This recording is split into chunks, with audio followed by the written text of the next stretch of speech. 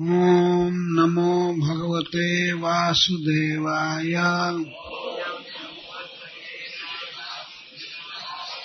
ओम नमो भगवते वासुदेवाय।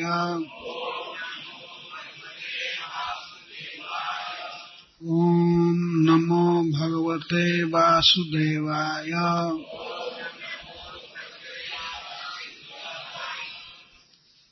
श्लोक 51।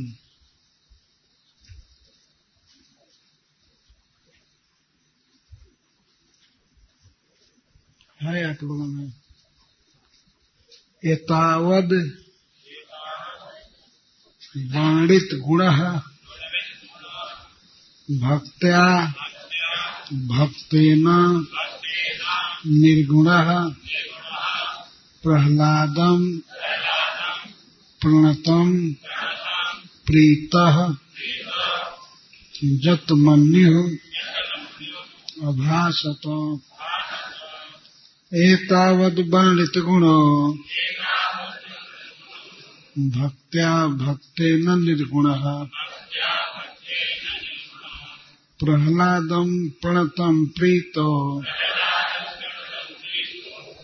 जतमन्युरभासत। श्री भगवान उवाच प्रह्लाद भद्रं ते प्रीतोऽहं ते सुरोत्तमा वरं वृणीष्वाभिमतं कामपूरोऽस्म्यहं नृणाम् माम प्रीणतयायुष्मन् दर्शनं दुर्लभं च हि मे।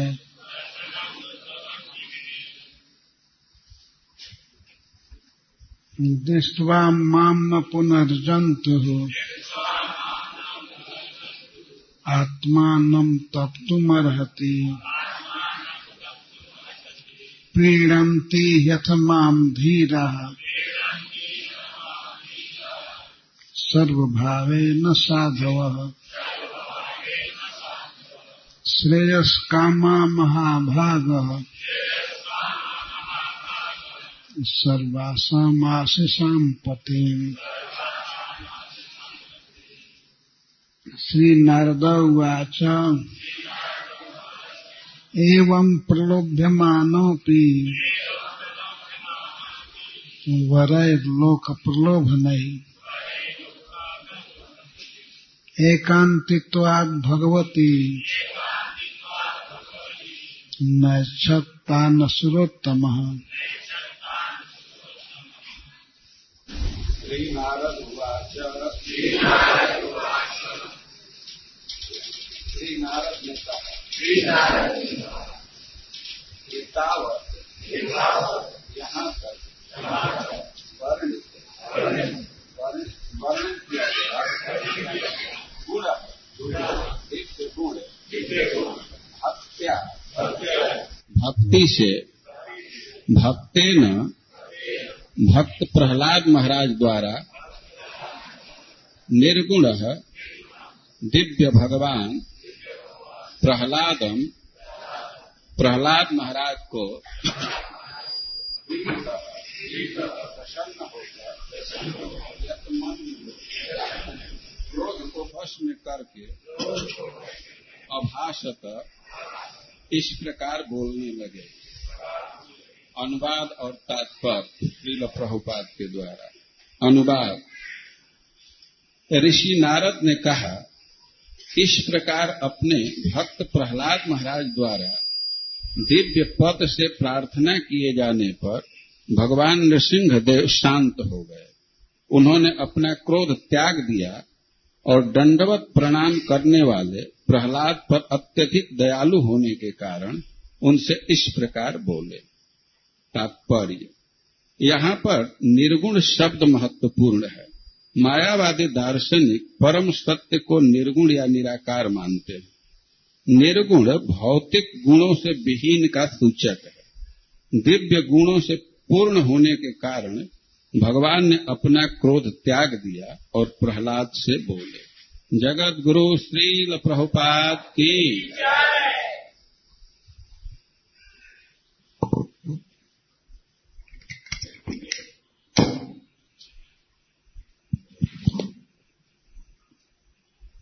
जय श्रील प्रभुपाद।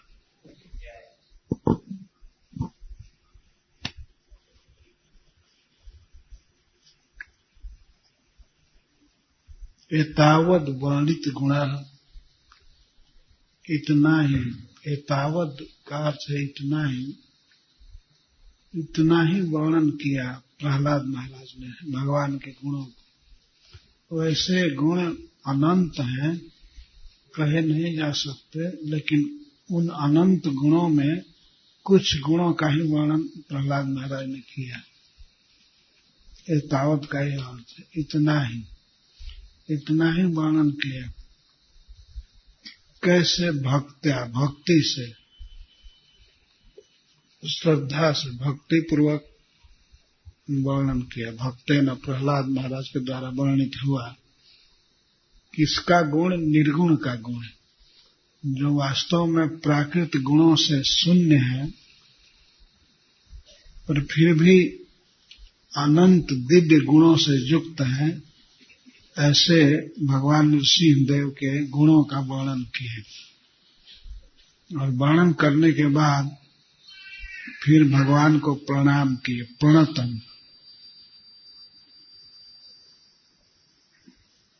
भगवान से प्रार्थना करने के बाद फिर प्रणाम किए भगवान को। तो इससे श्री भगवान बहुत प्रसन्न थे। वो चेहरे से सब पता लग रहा था। नारद जी कहते हैं, प्रीता, भगवान प्रसन्न हो गए। जत मन्यु, जत का अर्थ है नियमित, अपने अंदर बस में करके। मन्यु क्रोध, क्रोध को उन्होंने छोड़ दिया और बहुत प्रीता, प्रसन्न हो गए। और अभासत, इस प्रकार बोले। इतनी लंबी लंबी स्तुति किए देवता लोग, लेकिन भगवान प्रसन्न नहीं हुए, बोले नहीं, वो क्रोध में ही थे। परंतु बालक प्रहलाद की बातें सुन करके भगवान प्रसन्न हो गए और क्रोध छोड़ दिए। भगवान शांत हो गए, क्योंकि वे निर्गुण हैं, प्राकृत गुण में नहीं है, और प्रकृति के वश में नहीं है, प्रकृति से परे हैं। तो इतने प्रचंड क्रोध को दबा लेना यह भगवान के लिए ही संभव था। एक मिनट पहले जो इतने क्रोध में थे, वे क्रोध को दबा दिए। इस तरह क्रोध पर भगवान का नियंत्रण है। भगवान के भक्त भी ऐसे ही होते हैं, वे क्रोध को दबा लेते हैं। क्रोध होता है उनमें, लेकिन क्रोध को पी लेते हैं, दबा लेते हैं। और जो प्रकृति के बंधन में पड़े हुए हैं, माया में हैं, वे क्रोध को प्रकट कर देते हैं। उनका क्रोध प्रकट होता है, और बहुत सा बाई प्रोडक्ट क्रोध में हाथ चलाना, लात चलाना, वाणी से गाली देना, ये सब चीज होने लगता है। लेकिन भगवान क्रोध में एक बार मारे हिरण्यकश्यप को, असुरों को, और प्रहलाद की प्रार्थना से क्रोध को दबा दिए। प्रीत जत मन्यु, प्रसन्न हुए, क्रोध समाप्त हो गया, और इस प्रकार बोले। श्री भगवान वाच, भगवान ने कहा। प्रहलाद जी जब प्रणाम किए भगवान के पास खड़े हुए प्रणाम करके तब भगवान उनसे बोले। सबसे पहले नाम रख करके संबोधन कर रहे हैं। यह प्रेम के कारण प्रहलाद सभी के बीच में सभी देवता सुन रहे हैं और भगवान संबोधित करते हैं, प्रहलाद। यह प्रेम का संबोधन था। भद्र, और दूसरा संबोधन कर रहे हैं, भद्र, हे परम सुशील, भद्रम ते, तुम्हारा कल्याण हो, तुम्हारा मंगल हो।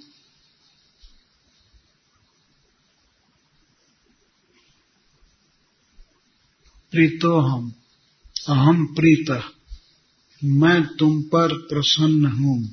अहम ते प्रीतः, तुम पर प्रसन्न हूं। असुरोत्तम या सुरोत्तम, तुम असुर वंश में जन्म लिए हो लेकिन समस्त देवताओं से भी उत्तम हो, श्रेष्ठ हो। ये सुरोत्तम का अर्थ है। और असुरोत्तम असुर कुल में सिरमौर।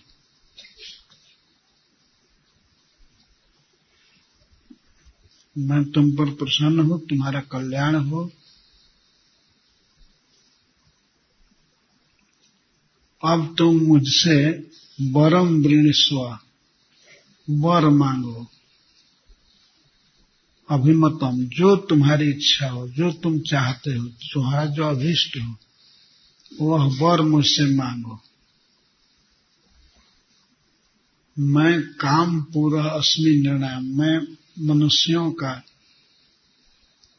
काम पूरक हूं। उनको जो भी इच्छा होती है, जो भी इच्छा है, उसको मैं देता हूं। काम पूरा है अस्मि। पूरा का अर्थ होता है बाढ़, वर्षा। मनुष्यों की कामनाओं को मैं वर्षा की तरह पूरा कर देता हूं। जैसे मेघ वर्षा करके नदी, सरोवर आदि को भर देते हैं, ऐसे ही जितनी भी कामनाएं हो सकती हैं, उन समस्त कामनाओं को मैं पूरा कर देता हूं। तुम्हारी जो भी इच्छा हो, जितनी इच्छा हो, वो मुझसे मांगो। वृणस्व, वरम वृणस्व। और मुझ पर विचार कर लो कि मैं कौन हूं। तो मैं सबसे बड़ा दाता हूं और तुम पर बहुत प्रसन्न हूं। मैं अतिशय प्रसन्नता से तुमको वर देना चाहता हूं। जो भी अभिमत है, जो भी अभीष्ट है तुम्हें, वो मांगो।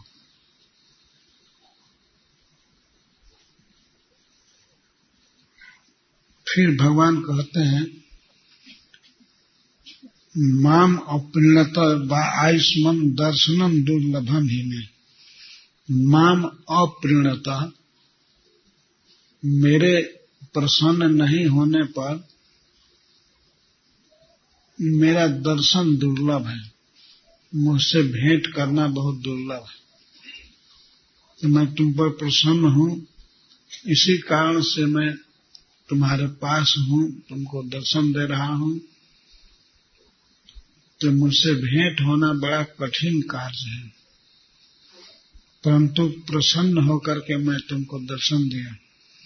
जब तक कोई व्यक्ति मुझे प्रसन्न नहीं करता है, तब तक मेरा दर्शन मिलना बहुत दुर्लभ है। तो दुर्लभ दर्शन तुमको हुआ है, हमसे भेंट हुई है। तो जो इच्छा हो तुम मांगो।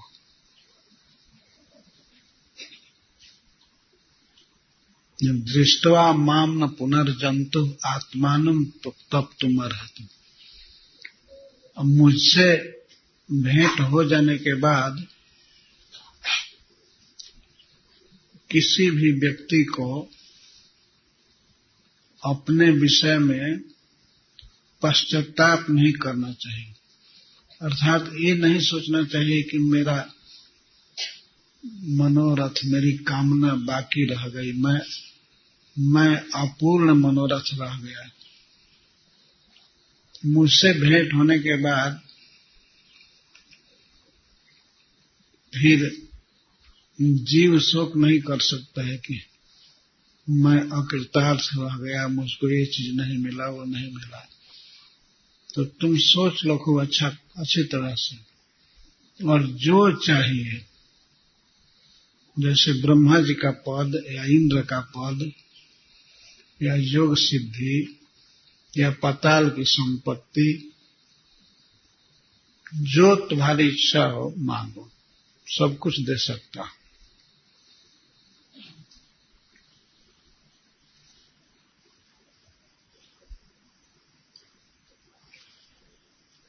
ये संसार के, जगत के स्वामी बोल रहे हैं,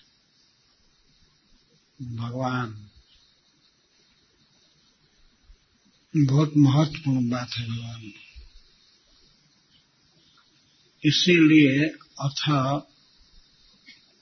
इसीलिए जितने भी धीर लोग हैं, साधु हैं, बड़े बड़े लोग हैं, वो मुझे प्रसन्न करने की कोशिश करते हैं। पीड़न्ति ही अथ का अर्थ इसलिए मुझे प्रसन्न करना चाहते हैं। सर्व भावे न साधु, सभी भाव से हमारे में स्थित होते हैं। जैसे 5 भाव है, दास्य भाव, सख्य भाव, वात्सल्य भाव, माधुर्य भाव। तो ये इसमें से अपनी पसंद के अनुसार वे मुझसे जो भी भाव स्थापित करते हैं तो पूरे दिल से करते हैं। सर्व भावे न, और दास भाव है तो पूर्णतः दास भावना से, सख्य भाव है तो उसमें भी पूर्ण भाव,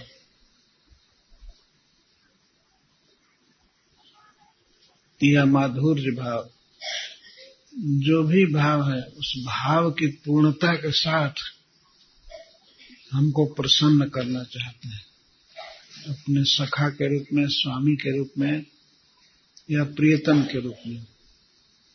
पीड़न्ति यथमाम धीरा, धीर जो प्रकृति के गुणों से विक्षुब्ध नहीं होते हैं, ऐसे धीर लोग, बड़े बड़े विद्वान, ज्ञानी हमको प्रसन्न करना चाहते हैं। हमको प्रसन्न करने के लिए बहुत बहुत उपाय करते हैं।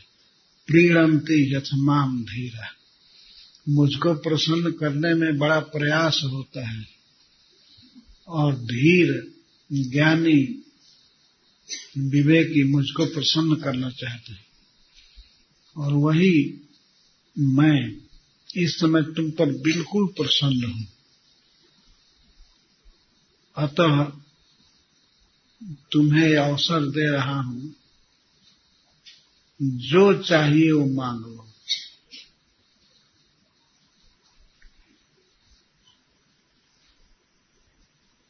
इस प्रकार भगवान नरसिंहदेव प्रहलाद महाराज पर प्रसन्न होकर के देना चाहते हैं, और वही अधिकारी हैं। सारा विश्व, प्राकृत और अप्राकृत, वैकुंठ, सब उनके हाथ में, उनके अधिकार में, और वे पूर्ण प्रसन्न हृदय से प्रहलाद महाराज को वर देना चाहते हैं। बार बार अपने बारे में बताते हैं कि मैं सबसे बड़ा दाता हूं, मुझसे भेंट करना बड़ा कठिन है, लेकिन मैं यहाँ पर उपस्थित हूं। अतः तुम इस पर विचार करके कैसा अवसर है, कौन व्यक्ति मेरे सामने प्रकट है, तो तुम्हारी जो भी इच्छा हो अभिमत उसको मांगो। वरम वृणीस्व।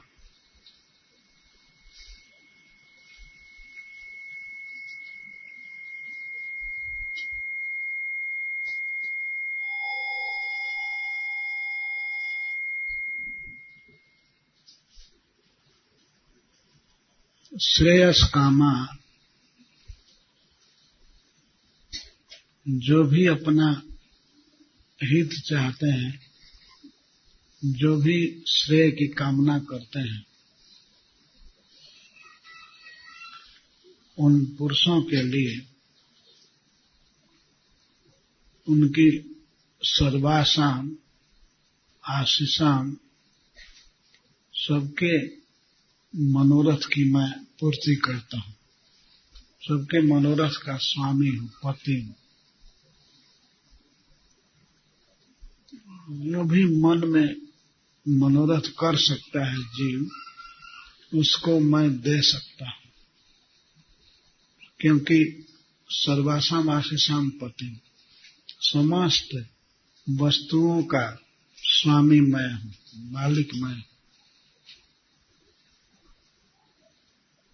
तो नारद जी कहते हैं इस प्रकार एवं प्रलोभमानों भी, इस प्रकार भगवान प्रलोभन दे रहे थे प्रहलाद महाराज को। कैसे? वरह लोक प्रलोभने, वरों को, वरों की चर्चा करके, जो लोगों को प्रलोभित करते हैं, जिन वस्तुओं में प्राय लोग फंस जाते हैं, उन स्वर्गीय या ब्रह्मलोक आदि सब कुछ के भोगों को, वरों को देना चाहते थे। और सामने उपस्थित, जरा विचार कीजिए, यदि कोई बहुत बड़ा ऑफिसर या स्वामी जैसे राष्ट्रपति या प्राइम मिनिस्टर किसी से कहने लगे मैं पूरा प्रसन्न हूं तुम पर और तुमको जो चाहिए वो मांगो, तो आदमी पहले कहेगा ठीक है रुकिए हमको लिस्ट बनाने दीजिए। तो क्या क्या मांगेगा? मनोरथ बहुत होता है। और ये जान जाए कि इस व्यक्ति का पूरा अधिकार है, पूरा रेलवे विभाग और कोई भी विभाग उसके अधिकार में है, तो पहले तो कहेगा हमको ऐसी व्यवस्था कीजिए कि हमको कभी भी टिकट कन्फर्म मिल जाए, है ना। और बर तो बाद में मांगेगा,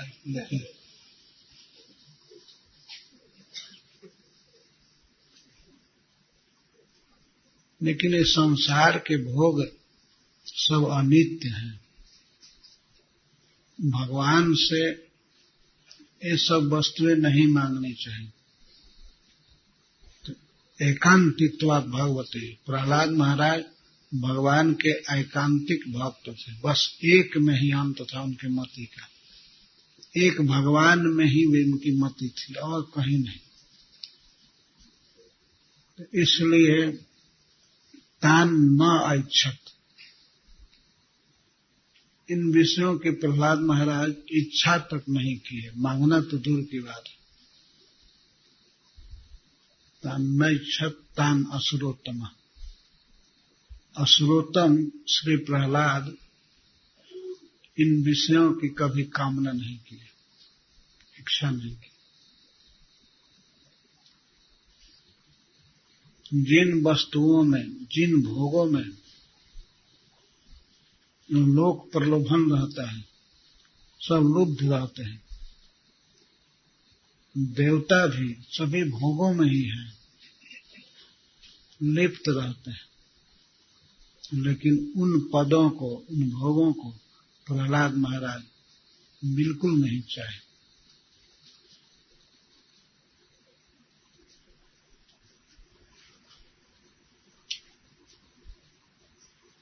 और हमको किताब दीजिए। और जब प्रहलाद महाराज बोलते हैं वो यहाँ है, इसमें तुमने 10वां अध्याय है। श्री प्रहलाद महाराज ने कहा, माम प्रलोभयोत्पत्त्या सक्तम कामेषु तैर्बलि। हे प्रभु, मेरा जन्म ऐसे वंश में हुआ है जिस वंश में लोग भोगों में ही रहते हैं, विषय भोग में, इंद्रियों के भोगों में। तो मैं तो जन्म से ही उन विषयों में आसक्त हूं। सक्तम भोगेषु, अतः मुझे ललचाइए मत। मां प्रलोभया, मुझको लालच मत दीजिए उन भोगों की चर्चा करके। मैं तो भोगों में हूं ही जन्म से, तो उसी में पुनः हमको मत जोतिए।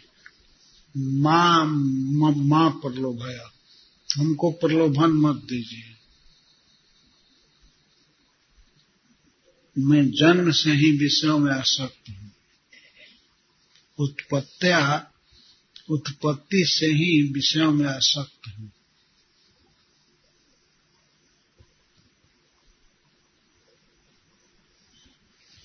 तत्संगात भीत, संसार के इन विषयों से मैं बिल्कुल डरा हूं, उब गया हूं। तत्संग भीत, तत्संग मतलब इन विषयों से मैं डरता हूं, बहुत डरा हूं। निर्वीण, मैं उब गया हूं। और मुमुक्षुस्ताम उपासता, मैं तो मुमुक्षु हूं। मैं इन भोगों से छूटने की अभिलाषा रखता हूं, छूट जाऊं। मुक्तुम इच्छु, मैं विषय भोगों से छूटने का इच्छुक हूं। मैं मुमुक्षु हूं। इसी के लिए मैं आपके चरणों के शरण में आया हूं। त्वाम उपासता, मैं आपका आश्रय लिया हूं। तो मुझे भोगों का लालच मत दीजिए। मैं समझ रहा हूं कि आप क्यों मुझको विषय भोग में प्रेरित कर रहे हैं। भृत लक्षण जिज्ञासु, शुद्ध भक्त का लक्षण जानने के लिए आप मुझको विषय भोग में प्रेरित कर रहे हैं। अगर ये उद्देश्य नहीं होता तो आप करुणा में भगवान कैसे संसार के विषय को देने की बात कहें।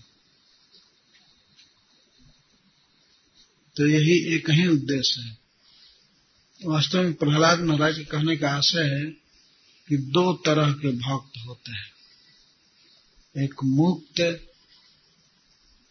और एक नित्य मुक्त और एक साधन मुक्त। जो साधना करके भक्ति करके मुक्त होते हैं तो वे साधन मुक्त कहे जाते हैं। और जो नित्य मुक्त है, वैकुंठ में रहते हैं, वे तो कभी कभी भगवान अपने धाम से कुछ भक्तों को, नित्य मुक्त भक्तों को इस जगत में जन्म देते हैं और उनके व्यवहार, उनके आचरण को फैलाते हैं, सिखाते हैं जगत को कि लोग उसके देखा देखी देख करके सीखें भक्त का लक्षण।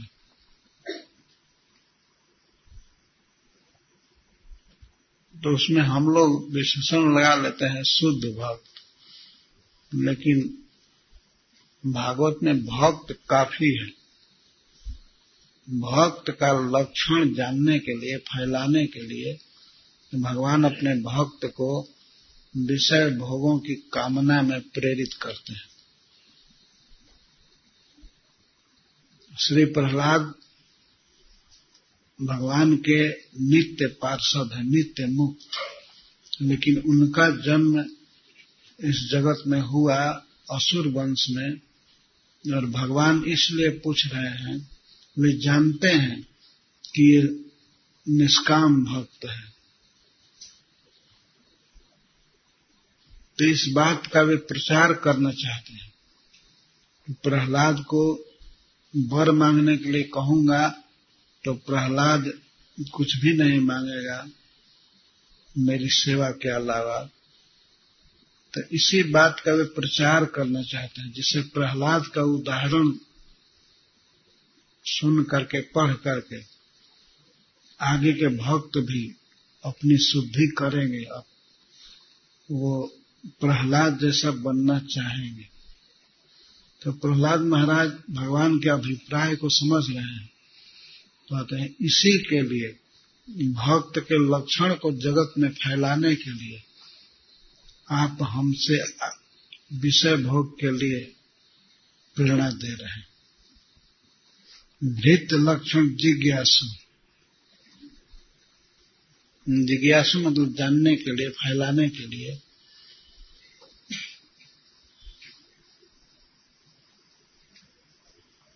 अन्यथा ते खिल गुरु, अगर यह बात नहीं होती तो भगवान कैसे ऐसे करते? जो विषय भोग बंधन करने वाले हैं, अज्ञान में डालने वाले हैं, उन विषयों को देने के लिए क्यों कहते हैं? वे जगत गुरु हैं, सबके परम हितैषी हैं। जगत गुरु, गुरु मतलब हितोपदेष्टा, जो हित का उपदेश करे। तो सबके गुरु होते हुए भी, सबके हितोपदेष्टा होकर के फिर ये विषय भोग की बात क्यों कहेंगे? केवल शुद्ध भक्त का लक्षण जगत में बताने के लिए, प्रचार करने के लिए आपने ऐसा कहा। प्रहलाद महाराज अपने को शुद्ध भक्त नहीं कह रहे हैं, क्योंकि शुद्ध भक्त, निष्काम भक्त कभी भी सोचता भी नहीं है कि मैं शुद्ध भक्त हूं। तो भक्त लक्षण जिज्ञासु, भक्त का लक्षण। जो जानते हैं कि श्री भगवान इसी के लिए कह रहे हैं, वर मांगने के लिए। जो भक्त या जो व्यक्ति कामना रख करके स्वामी की सेवा करता है, तो वह वास्तव में भृत्य नहीं है, भक्त नहीं। साफ कह रहे हैं प्रहलाद महाराज कि हम निष्काम भक्त हैं और आप स्वामी निरपेक्ष हैं, आप परिपूर्ण हैं। आपको कोई आवश्यकता नहीं है कि कोई सेवक मेरी सेवा करे। आप सब तरह से पूर्ण हैं, किसी की अपेक्षा नहीं रखते हैं। और मैं भी आपका निष्काम भक्त हूं। मुझे यह कामना नहीं है कि मैं सेवा करूं, जो बदले में कुछ वेतन दे, कुछ करे। चक्रवर्ती पाद जी कहते हैं कि ये तो वणिक है। प्रहलाद महाराज कहते हैं यदि कोई व्यक्ति सेवा इसलिए कर रहा है स्वामी की कि स्वामी हमको पगार देगा, वेतन देगा, तो वह सेवक नहीं है। वह तो वणिक है, वो तो व्यापारी है, बनिया है। थोड़ा सा पूंजी लगा करके और बहुत पाना चाहता है। जैसे भगवान ने गीता में कहा है कि पत्रम पुष्पम फलम तोयम, जो पत्र पुष्प फल जल मुझको अर्पण करता है तो मैं उसको बहुत संपत्ति देता हूं, बहुत ऐश्वर्य देता हूं। यह सुन करके यदि कोई भक्ति कर रहा है कि भगवान को पत्ता चढ़ा देने से वैकुंठ देते हैं, तो इसलिए किया जाए। कुछ फल चढ़ा दिया, कुछ फूल चढ़ा दिया, कुछ पानी, और आकांक्षा करता है कि ये विश्व के स्वामी हैं, हमको देंगे।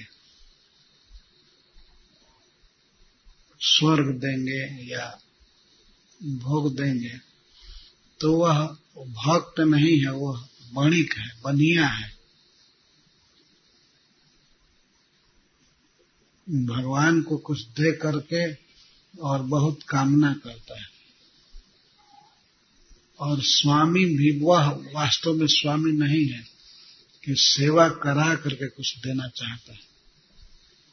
तो मैं आपका निष्काम भक्त हूं और आप मेरे अनपेक्ष स्वामी हैं।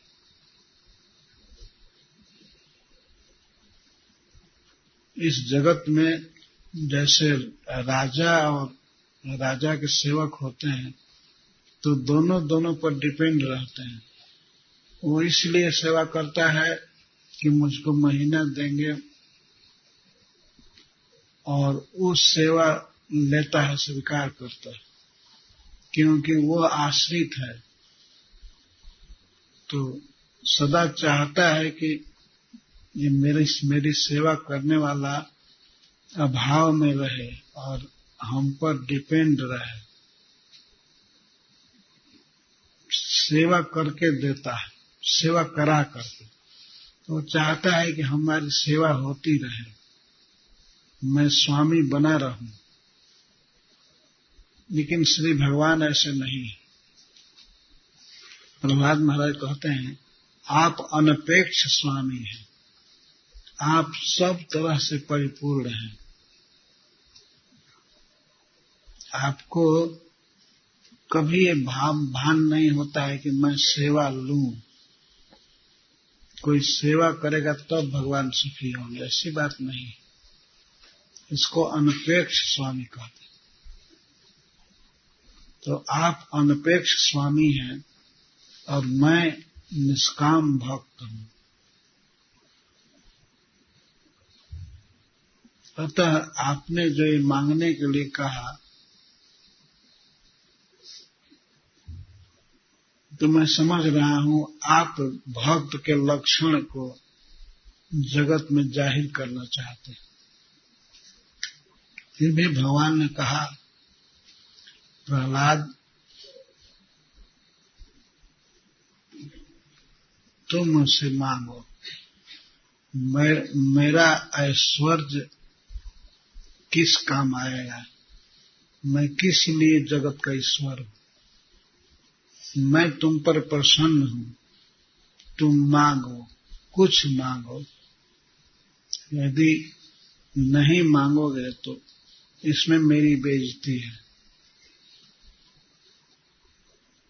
तो श्री प्रहलाद महाराज ने कहा, यदि आप देना ही चाहते हैं, यदि ददासी में कामा वरांश तोम वरदर्शभ, हे वरदानियों में सर्वश्रेष्ठ, आपकी अभिलाषा इच्छा है देने की, तो मुझे यह वर दीजिए, कामानम हृदय संदोहम भौतस्तु वृणे वरम।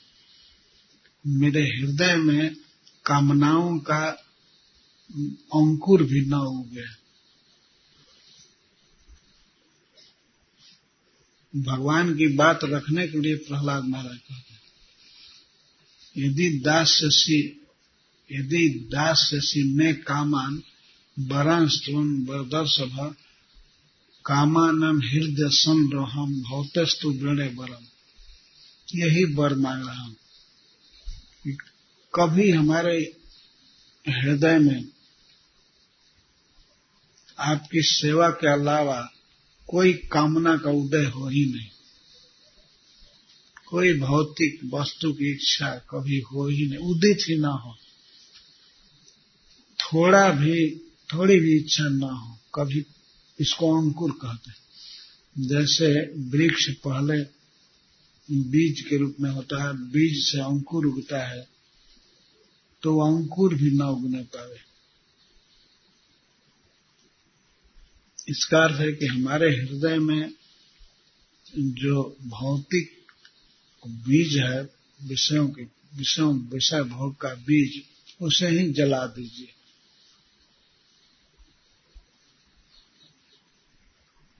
न धनम न जनम न सुंदरिन कविता वा जगदीश काम। मम जन्मनि जन्मनेश्वरे भवता भक्ति रहे तो की तो। ये भगवान चैतन्य महाप्रभु मानते हैं। मानते क्या है? वे इसी श्लोक के द्वारा हमें शिक्षा दे रहे हैं।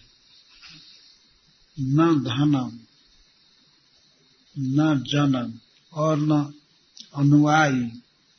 धन नहीं चाहिए और बहुत अनुयायी नहीं चाहिए, बहुत चेला चाटी नहीं चाहिए।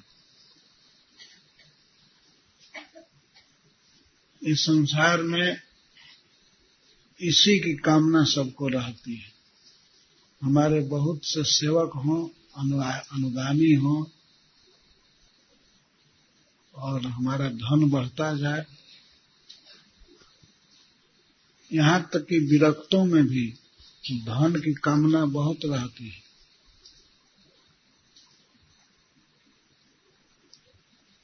आप देखते ही हैं सब जगह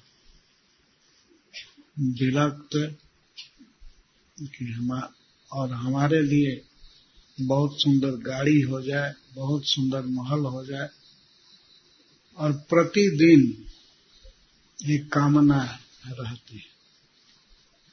कितना भी धन है लेकिन धन की कामना बढ़ती ही जाती है। तो भगवान चैतन्य महाप्रभु कहते हैं न धनम, धन नहीं चाहिए हमें, अनुयायी नहीं चाहिए,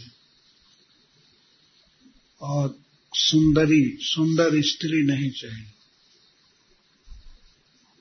इस जगत में विषय भोग के लिए सुंदरी स्त्री का संग्रह करते हैं लोग, चाहते हैं कि वो हमें मिले। लेकिन भगवान कहते हैं ये हमें नहीं चाहिए। और कविता, पांडित्य नहीं चाहिए।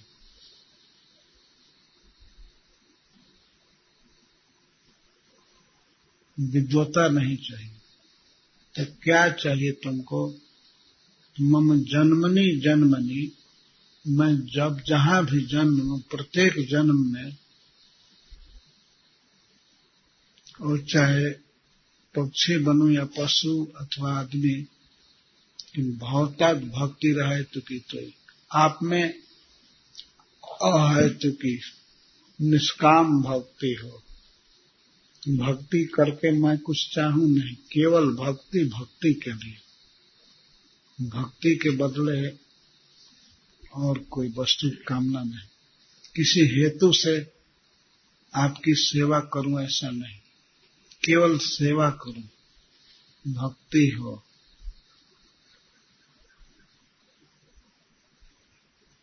ये प्रायः मनुष्यों के हृदय में ये इच्छा रहती है, हम भक्त बने हैं तो हमको भगवान दें, हम हमारी विपत्ति हर लें, हमको धन दें, हमको सुख दें, आराम दें, और इस जन्म के बाद मुझे स्वर्ग दें, अच्छे परिवार में जन्म दें। भक्ति की कामना प्रायः नहीं होती है, विषय भोगों की ही कामना रहती है, भले व्यक्ति कहे या ना कहे। और कामना हृदय में उत्पन्न होती है।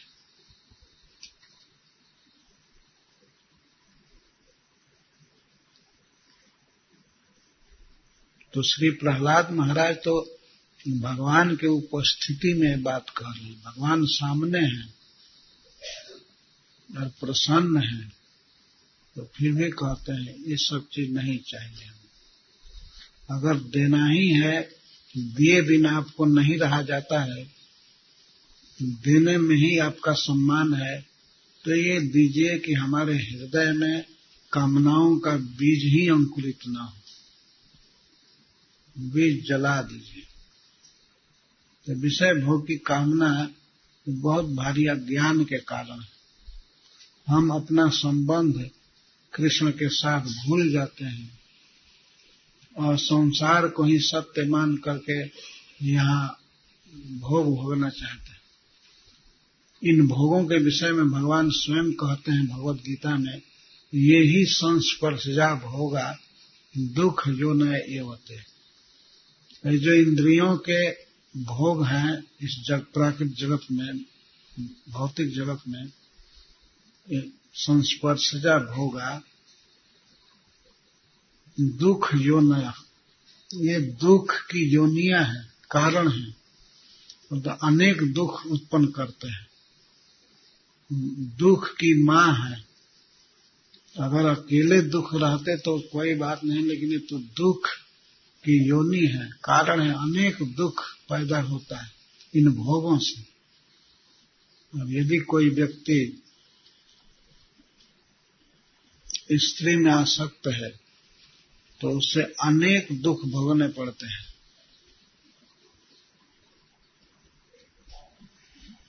अनेक प्रकार की चिंता, अनेक प्रकार के रोग, तो ये दुख योनया एवते, दुख की योनियां हैं। आद्यंतवंत, और ये भोग कैसे हैं, उनका प्रारंभ होता है आदि और अंत। इसीलिए न तेषु रमते बुधा, इन भोगों में बुधा विद्वान व्यक्ति न रमते, समझदार व्यक्ति नहीं रमता है, मूर्ख लोग रमते हैं। संस्पर्शज भोग, सब संसार का भोग दुखद है और यह नित्य है, आद्यंतवंत, पहले नहीं रहते हैं, शुरू कुछ होता है और कुछ ही समय के बाद उनका अंत हो जाता है।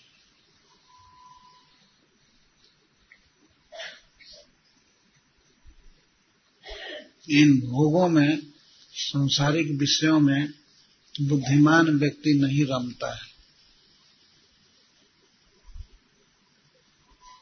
ये देखा जाता है, जितने भी बुद्धिमान लोग हैं वे अपने चित्त को संयमित करके भगवान का चिंतन करते हैं या भगवान का जप करते हैं, नाम का, भगवान के बारे में पढ़ते हैं। एकांत में ज्यादा से ज्यादा रहते हैं।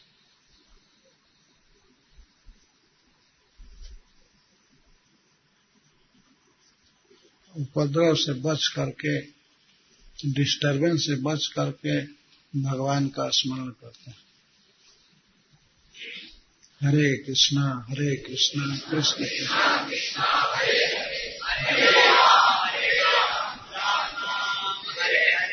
वही प्रभु जो भोगों को दुखद कह रहे हैं, प्रहलाद महाराज को प्रेरित कर रहे हैं कि हमसे मांगो।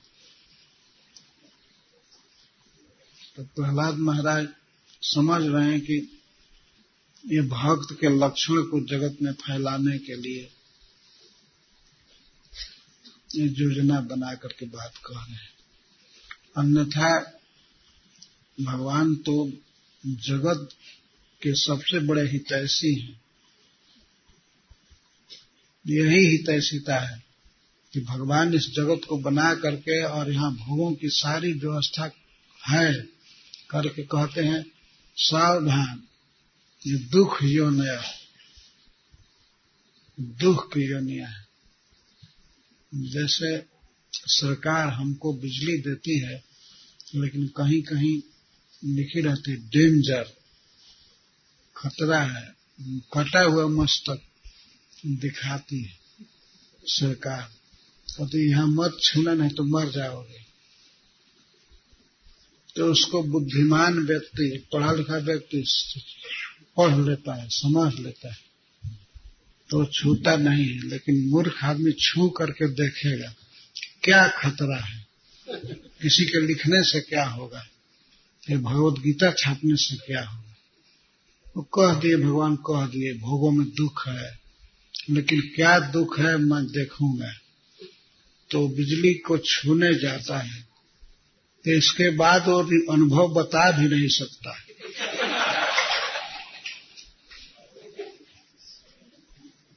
और दूसरे का अनुभव काम आता है, पोस्टमार्टम होने लगता है। और छूने गया टेस्ट करने, लेकिन बताया भी नहीं कि कैसा लगा। एक ही करंट में, एक ही शॉट में वो समाप्त हो गए। तो यह दशा है भोगों की।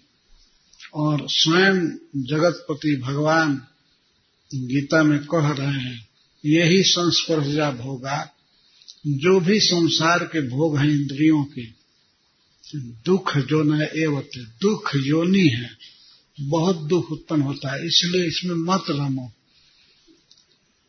और दृष्टांत भी देते हैं, विद्वान लोग इसमें नहीं रमते हैं, वे गीता पढ़ करके सावधान हो जाते हैं।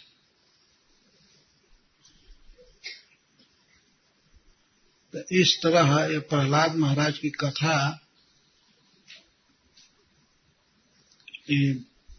शुद्ध भक्ति का निदर्शन है। ऐसे भक्त को होना चाहिए कि स्वयं भगवान भी कहें मांगने के लिए तो नहीं मांगो, विषय भोग नहीं मांगना चाहिए। फिर दूसरों से क्या मांगे? दूसरे से मांगते हमको थोड़ा सा दे दो, कुछ पैसा दे दो, जरूरत है, वो भी मिलता नहीं है। तो स्वयं भगवान से भी नहीं मांगना है। इतना अभिमान होना चाहिए भक्त को। भगवान बार बार अपनी बड़ाई कर रहे हैं कि मैं समस्त मनोरथों का स्वामी हूँ, आशीषाम पते, और मैं तुम पर प्रसन्न हूँ। मेरे को जानने के लिए, पाने के लिए धीर लोग प्रयास करते हैं। मैं समस्त कामनाओं को दे सकता हूँ। भगवान कुछ भी कहे, आप दे सकते हैं, ठीक है, लेकिन हमको दीजिए कि हमको कोई कामना ही ना हो। तो भगवान ही हमारे इस काम बीज को खत्म करेंगे। जो हृदय में अनादि काल से वासना है, विषय भोगों की वासना, ये संसार के भोगों की वासना है, इसको भगवान ही समाप्त करेंगे। यही प्रहलाद महाराज ने मांगा। और यह भी वर भगवान के आग्रह करने पर वे मांगे।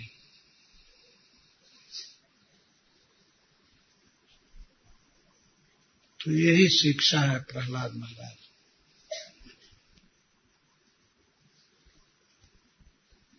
विषय भोग एक तो चाहने पर मिलते नहीं, उनकी प्राप्ति हमेशा अधूरी होती है। कोई भी भोग हमेशा अधूरा मिलता है जीव को इस जगत में, पूरा कभी नहीं होता है। यही स्वभाव है विषयों का, भोगों का, वो कभी पूरा हो ही नहीं सकते।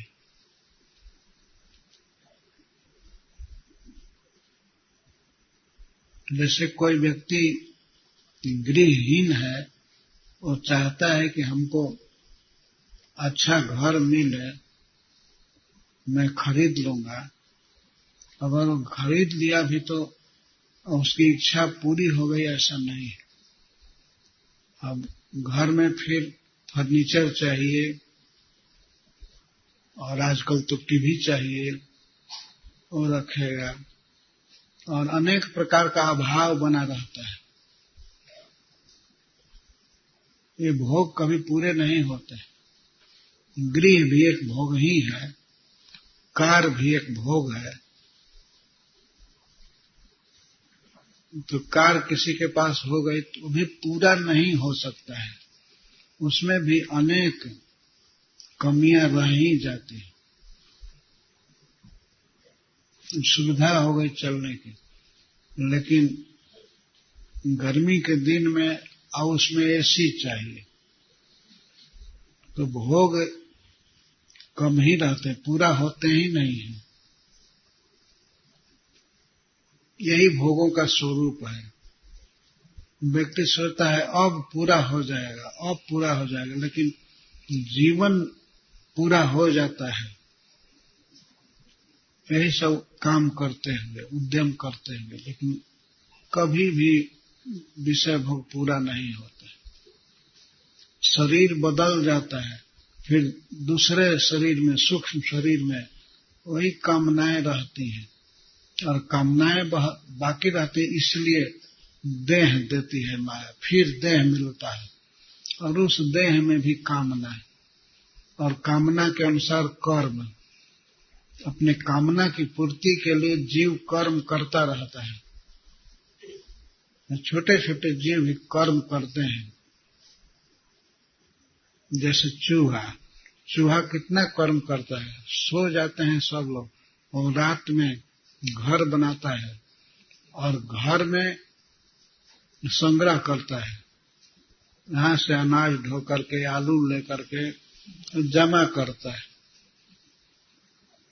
जमा करता ही रहता है। और वहीं पर सांप आ जाता है, वो सांप ये विचार नहीं करता है कि चूहा महाशय का मनोरथ पूरा हो गया। पूरा हो चाहे न हो, वो उस घर के मालिक को खा लेता है सांप और चल लेता है। तो इसी तरह से हमारा मनोरथ कभी पूरा नहीं होगा, हमेशा कमी रहेगी और काल अचानक हमें ले बीतेगा। जैसे सांप विचार नहीं करता है कि चूहा का मनोरथ पूरा हुआ है, नहीं, उसको उससे क्या मतलब है, उसको तो भोजन से मतलब है। तो ऐसे ही ये प्रचंड काल कभी विचार नहीं करता कि इसकी इच्छा पूरी हुई या नहीं। वो चाहे राष्ट्रपति हो या एक चौकीदार हो, सभी कामना में है।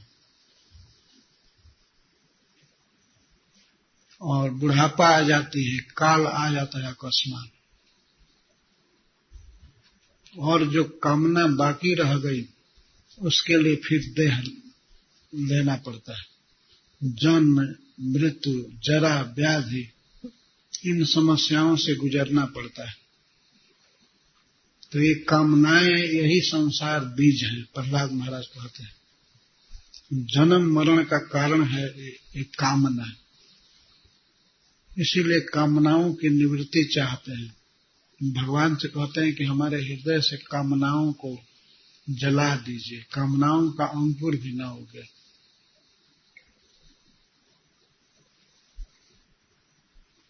यदि कोई व्यक्ति सुखी होना चाहता है वास्तव में, तो उसे इन कामनाओं से मुक्त होना पड़ेगा। कामना के रहते हुए कभी हृदय में शीतलता नहीं आएगी, जलता रहेगा जीव। प्रत्येक जीव इसी कामना से जल रहा है।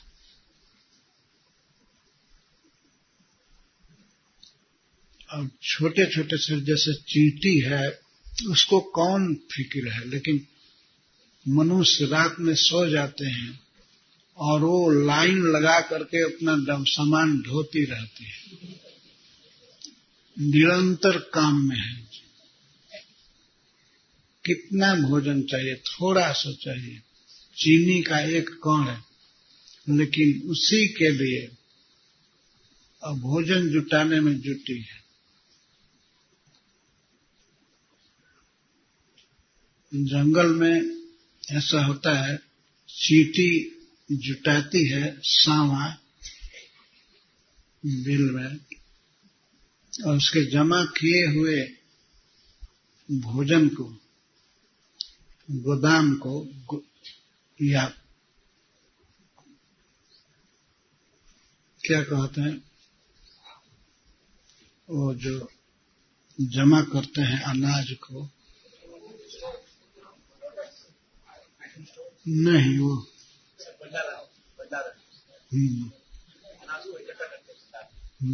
अनाज को इकट्ठा करते, तो वो अभी काम चींटी का ही है ना। चींटी इतना परिश्रम करके जुटाती है, उसको भालू खा जाता है।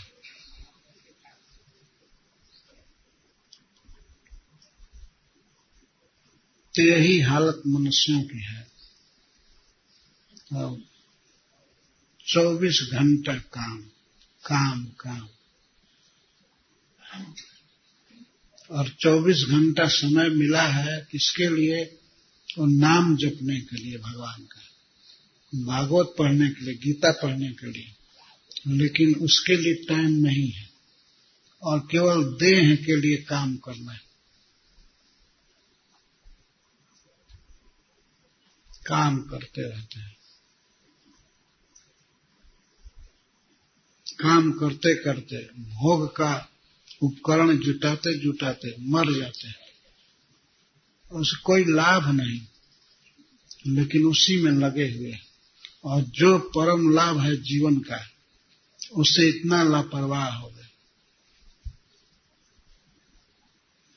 कभी कभी उपदेश सुन करके ज्ञान होता है, तब सोचता अच्छा वो भी जरूरी है, या भगवान का स्मरण भी जरूरी है, या नाम जप भी जरूरी है। ठीक है, कर लेंगे, लेकिन अभी तो टाइम नहीं मिलता है। तो मिलेगा टाइम तुमको खूब अच्छा से। और काल भगवान वो सब समय देते हैं। जिस समय शरीर की शक्ति चली जाएगी, किसी रोग से ग्रस्त होंगे, जब बुढ़ापा आएगी, तब उस समय जप करेंगे, पर उस समय रोते हुए जप करेंगे, हरे कृष्णा हरे कृष्णा हरे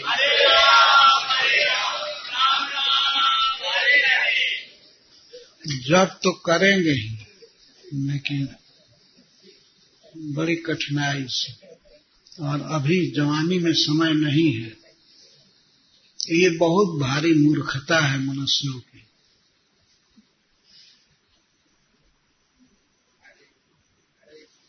जल्दी करना चाहिए। भक्ति करनी है तो भक्ति परम आवश्यक चीज है, वो उसको पहले लाइन में रखना चाहिए, फ्रंट लाइन में। वही काम पहले करना है और काम बाद में देखा जाएगा। और इतना काम करने के बाद, इतना भोग जुटाने के बाद जब कोई लाभ ही नहीं है, तब क्यों करें?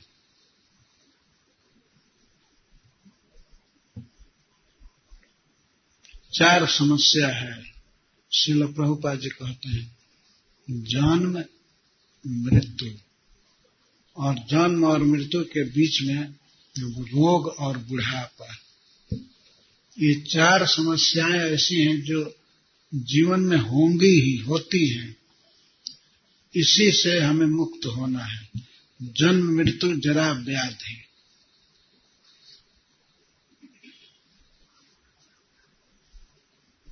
एक बार एक कथा है भगवान बुद्ध के विषय में। भगवान बुद्ध का नाम सिद्धार्थ था बचपन में। तो सिद्धार्थ एक राजा के पुत्र थे, उनका नाम सुदोधन था। तो राजा सुदोधन ने एक आज्ञा दिया था अपने नगर में कि हमारा पुत्र कभी भी कोई गलत दृश्य न देखे, दुखमय दृश्य न देखे, ये आनंद में रहे और सुख भोग करे। तो किशोर अवस्था आने के बाद ही उन्होंने विवाह कर दिया सुदोधन का।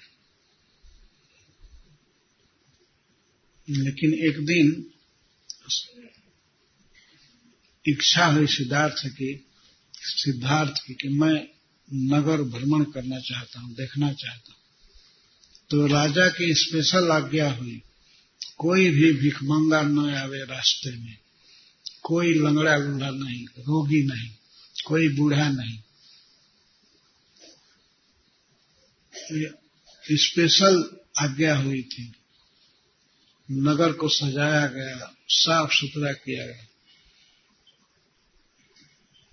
और जो लूढ़े लंगड़े थे, अपाहिज थे, उनको उठा उठा करके अलग रखा गया। सरकारी कर्मचारी ऐसा किए। यह दृश्य हमने देखा है एक बार वृंदावन में, जब इंदिरा गांधी जी थी, तो उस समय एक दिन आज्ञा हुई और नगर पालिका के द्वारा, मथुरा की नगर पालिका, उसने कहा जितने भी कोढ़ी हैं, लंगड़े हैं, अंधे हैं, उनको जमुना जी के घाट से उठा करके, हटा करके कहीं अलक्षित रख दिया जाए। तो सबको उठाकर पुलिस ले जा रही थी।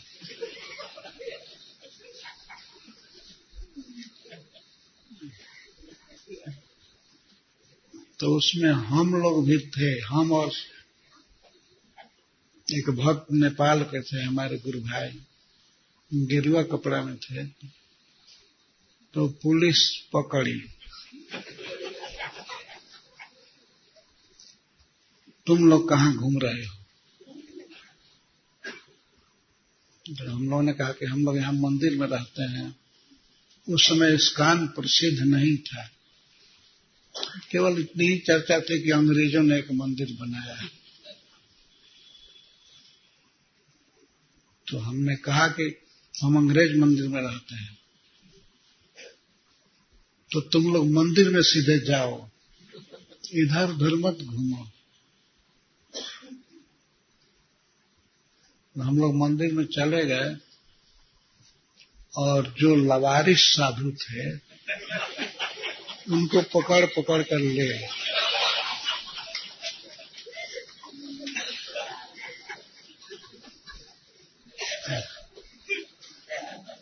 फिर बाद में छोड़ दिए। उस दिन के बाद सब जहां तहां केसी घाट पर इधर उधर बैठते।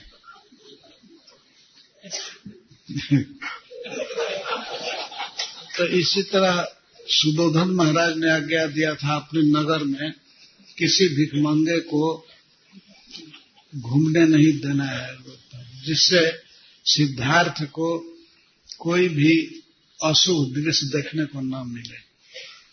और निकले सारथी के साथ रथ पर चढ़ करके घूमने नगर।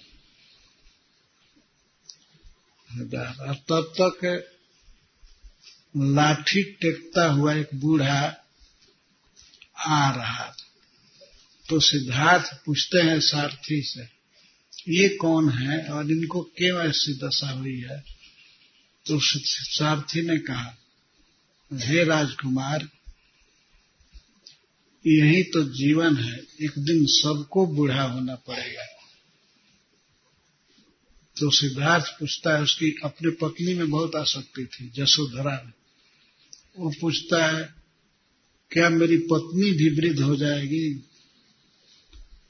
तो सारथी ने कहा, यही नियम है, होना ही है सबको।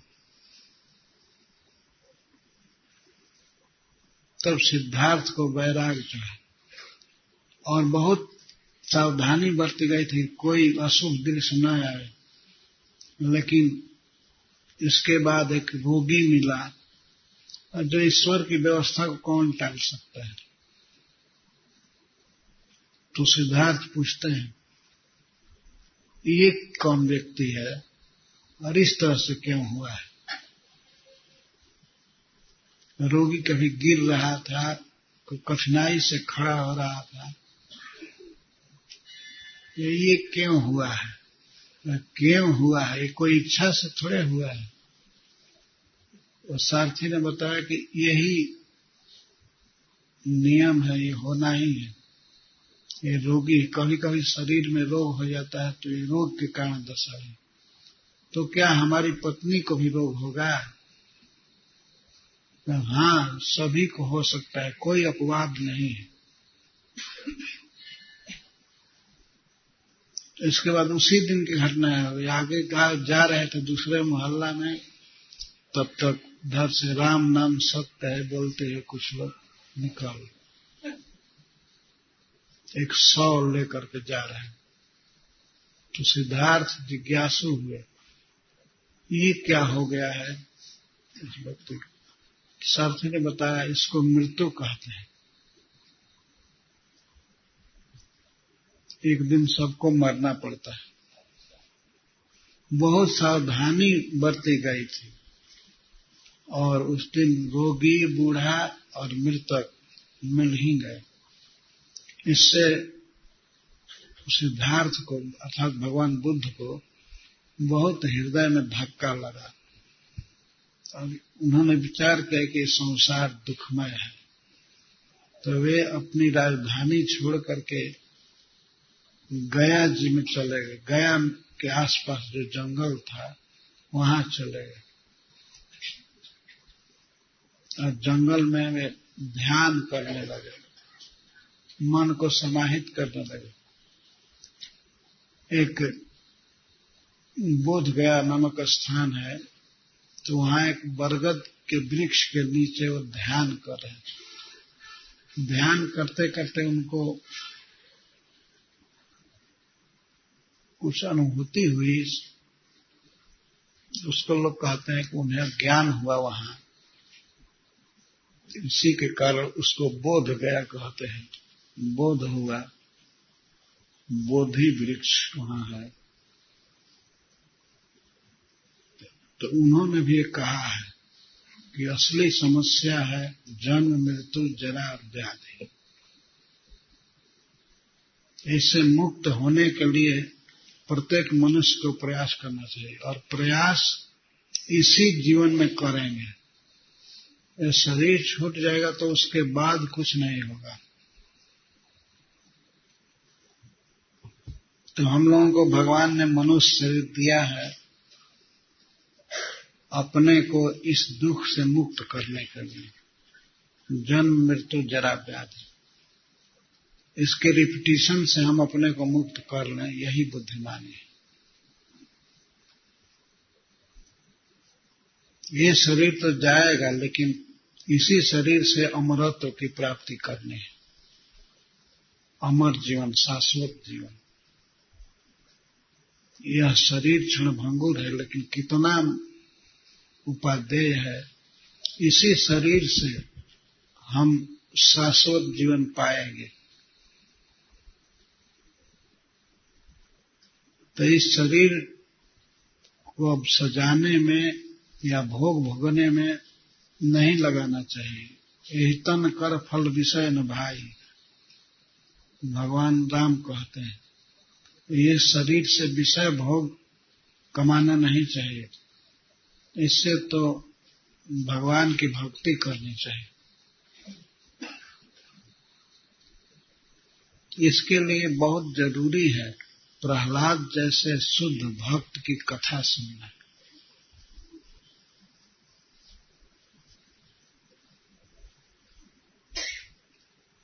और यह शरीर बीत जाएगा तो पता नहीं कब मुक्ति मिलेगी। दूसरे शरीर में जाएंगे, दूसरे शरीर तो किसी काम के नहीं है, भजन के माने में किसी काम के नहीं। तो चाहे गाय का शरीर हो, चाहे हाथी का शरीर हो, या बकरी का, या कीड़ा मकोड़ा, उसमें क्या करेंगे, कहाँ से जप करेंगे, माला कैसे पकड़ेंगे उस शरीर में। किसी बकरी को दीजिए माला जपने के लिए तो उसको खा जाएगी, चबा जाएगी, लेकिन जपेगी नहीं। किसी बैल को दीजिए कि तुम जपाए, बुलवाई कि बोलो हरे कृष्ण, वो नहीं बोल पाएगा। उसका शरीर बलवान है, दूसरे काम करता है, लेकिन घोड़ा या हाथी ये सब ईश्वर का ज्ञान नहीं रखते हैं। भगवान के बारे में वो सुनेंगे ही नहीं, सुन करके समझेंगे नहीं।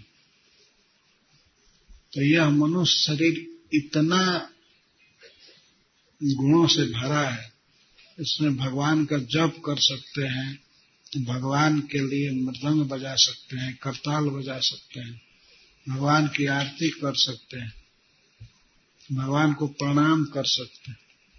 एक बच्चा भी सीख जाता है। इस मानव शरीर में इतनी विशेषता है,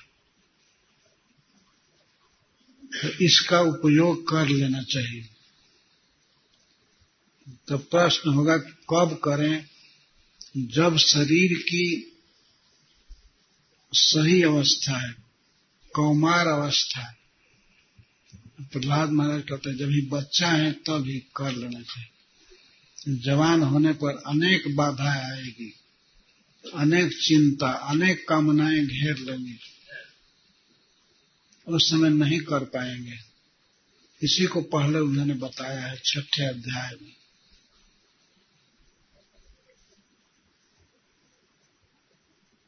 कैसे करोगे भजन? भगवान प्रहलाद महाराज कहते हैं,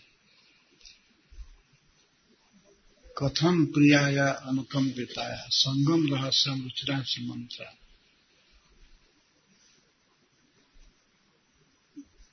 यदि खेलने में, खाने में समय बर्बाद कर दिए तो जवानी में बहुत बाधा है।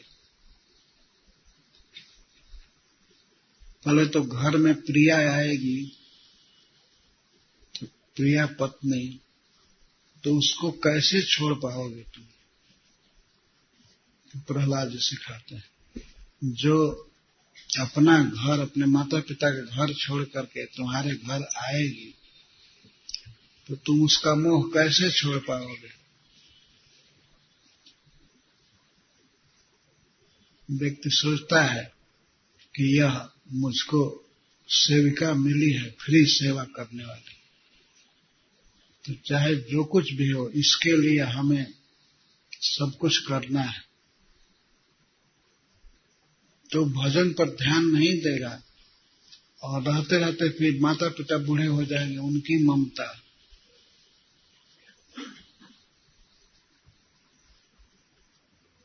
सोचेगा पिताजी को छोड़ करके कैसे जाऊं।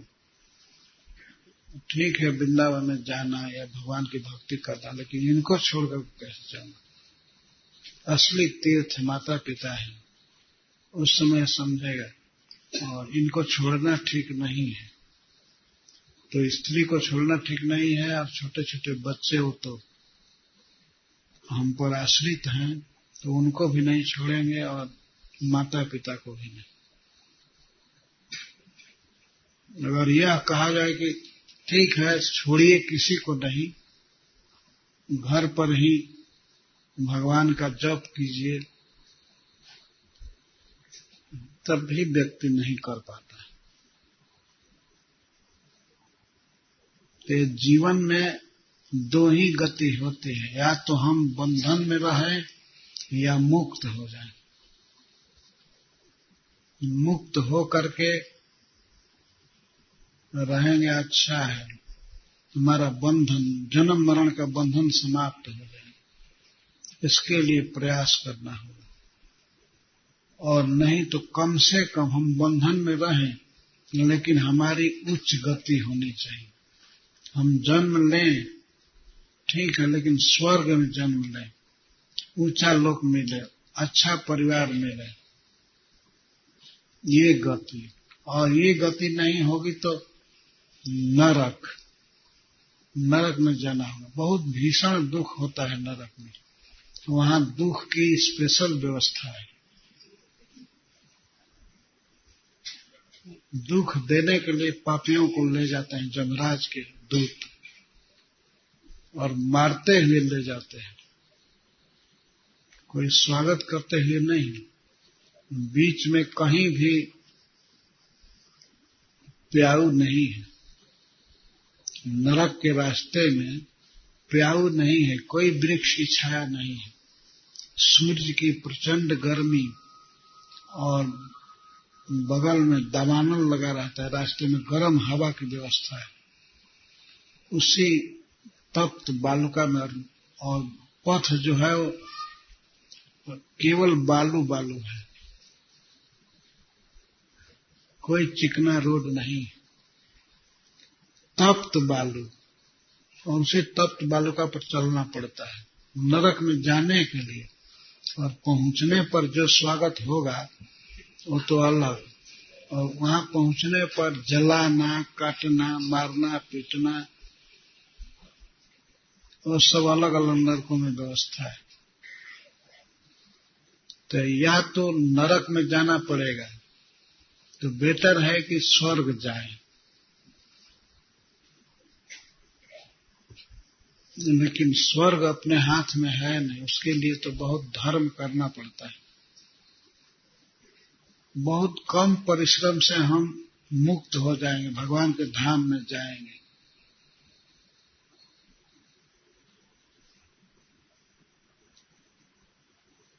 और यदि मुक्त नहीं हुए तो फिर 84 लाख योनियों में जन्म होगा, और कब तक जन्म मरण में पड़े रहेंगे कोई ठीक नहीं। कितना समय तक रहेंगे जन्म मृत्यु में, मरते रहेंगे, जन्म लेते रहेंगे, दुख में रहेंगे, अकल्पनीय काल तक। कोई निश्चित नहीं कर सकता कब तक ये हमारा जन्म मरण चलेगा। जन्म लेंगे, फिर मरेंगे, फिर जन्म।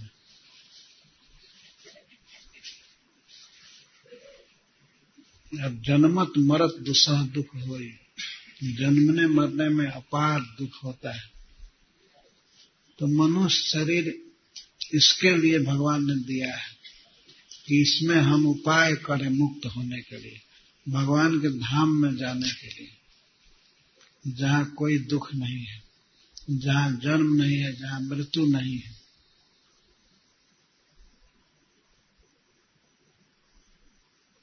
और यह भी सुविधा है, वहां जाने के बाद फिर इस घोर दुखमय जगत में नहीं आना पड़ता।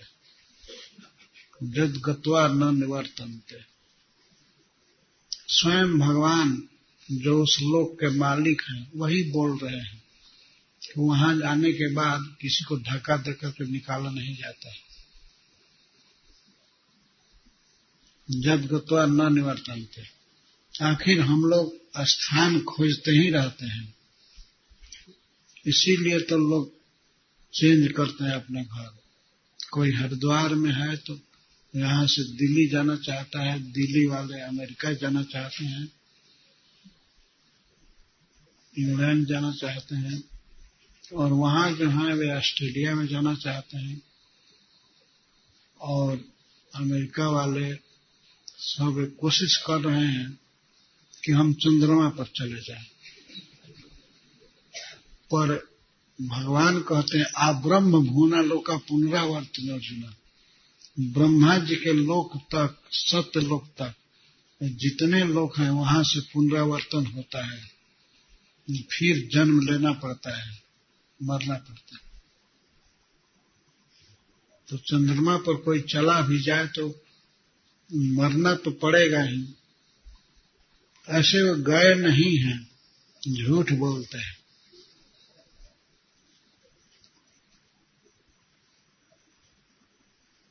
एक प्रमाण एक व्यक्ति ने निकाला है कि वे झंडा गाड़ करके आए, वे दिखाते हैं फोटो लिए, झंडा फहरा रहा है। तो ये वैज्ञानिक लोग कहते हैं कि चंद्रलोक में हवा नहीं है, पर चंद्रलोक में झंडा गाड़े हैं तो दिखा रहे हैं कि हवा के झोंके से झंडा फहरा रहा है। तो उसने प्रश्न किया कि ये झंडा चंद्रमा पर नहीं गाड़ा गया है।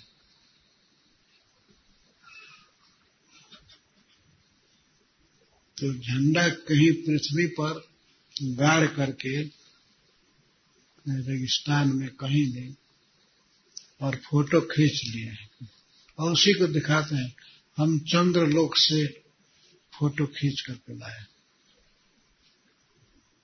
ये बहुत झूठा चलता है, इंटरनेशनल असत्य बहुत प्रसिद्ध है। बहुत धोखा दे रहे हैं, जनता को मूर्ख बना रहे हैं वैज्ञानिक लोग। श्रील प्रभुपाद इस विषय में कहते हैं, बहुत कहे हैं, कभी नहीं गए हैं, जाने का डिंग हाँकते हैं, मैं जाऊंगा, मैं गया, मैं जा करके लौट आया। लेकिन क्या है स्थिति, वहां जीवन संभव नहीं है। और जीवन संभव नहीं तो वहीं क्यों जाना चाहते हो? मरने के लिए। तभी जीने की व्यवस्था करेंगे, उसके लिए करोड़ों करोड़ डॉलर खर्च कर रहे हैं। और कुछ लोग तो यहाँ तक कहते हैं वहां हम जमीन प्लॉटिंग कर रहे हैं, लेकिन वो जमीन आपको नहीं मिलेगी, आपके पुत्र को नहीं मिलेगी, वो आपके पौत्र को संभावना है मिले, मतलब तब मिलेगी जब बाप दादा सभी खत्म हुए और पैसा लेने वाला वो भी मर जाएगा, तो कौन प्लॉट करेगा, कौन प्लॉटिंग करेगा?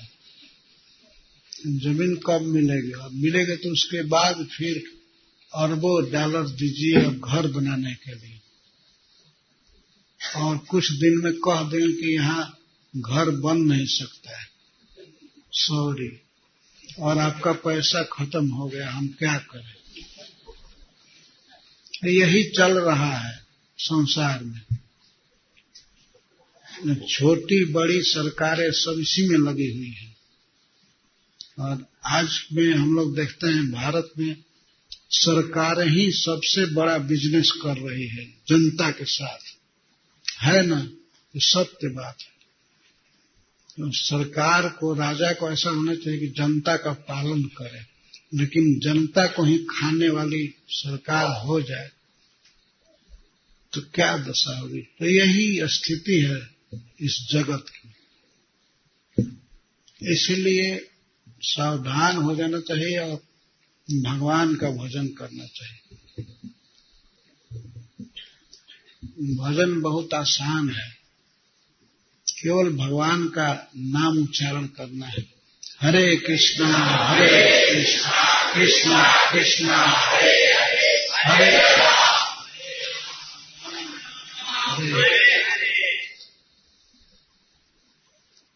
यही सब प्रवचन प्रहलाद महाराज किए हैं।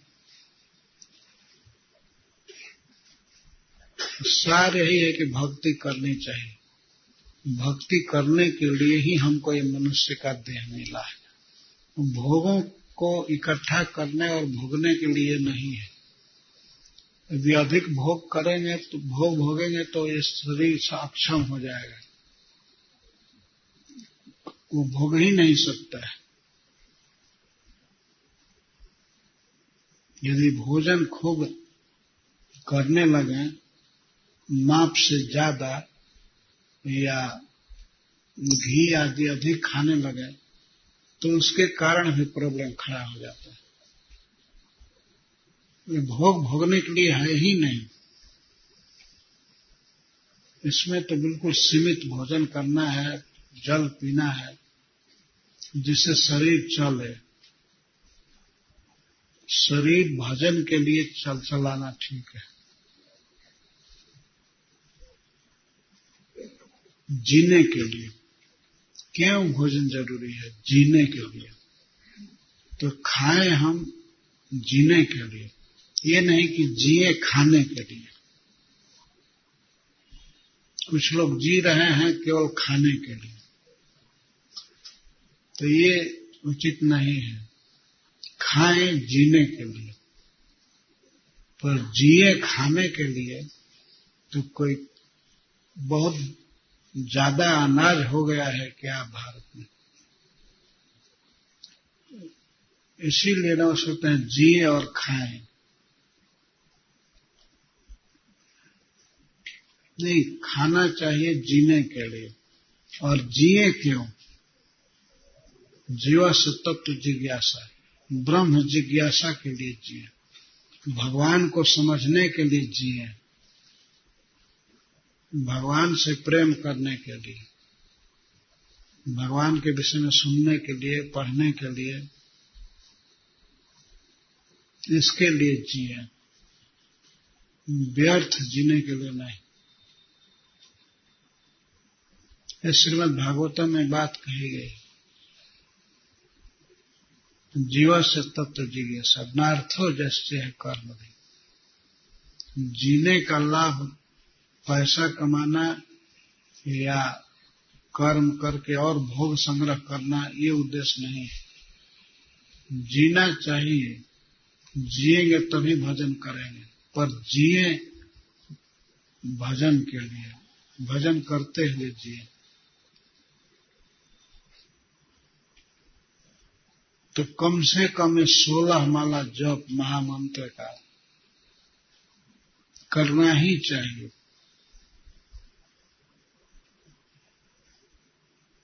इसमें 2 घंटा लगता है, 24 घंटे में 2 घंटा महामंत्र के जप में बीते तो ये सौभाग्य होगा मनुष्य का। ये पवित्र नाम, इसी से हमें ज्ञान होगा, भगवान से प्रेम बढ़ेगा। हरे कृष्णा कृष्णा कृष्णा हरे हरे राम हरे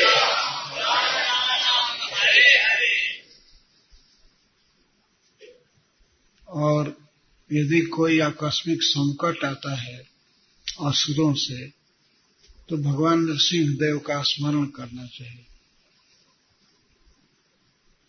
भगवान संभाल लेंगे, पर हमें अपना काम करना है।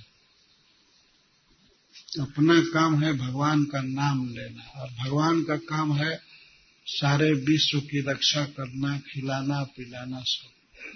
भगवान तो अपना काम करेंगे ही, वो अपने काम में लापरवाही नहीं करते हैं। तो भगवान के काम को अपने हाथ में नहीं लेना चाहिए। भगवान करेंगे, हमारे घर का, समाज का, देश का वे पालन करेंगे, उन्हीं पर भार है। जैसे भगवान कृष्ण गोवर्धन पर्वत को उठाए थे तो भार तो उन्हीं पर था, फिर भी गोप लोग प्रेम बस अपनी लाठी लगा लिए कि हम उठाए हैं। और कभी कभी बहस होती थी तो भगवान से कहते थे अगर हम सहारा नहीं दिए होते तो गोवर्धन गिर गया होता है। तो भगवान हंस करके मान लेते थे, लेकिन तत्वतः भार तो श्री भगवान पर ही था। तो इसी तरह से हमारे जीवन का, परिवार का, देह का, समाज का सारा भार उन्हीं पर है। वही प्रकाश दे रहे हैं, वही पानी दिए हैं,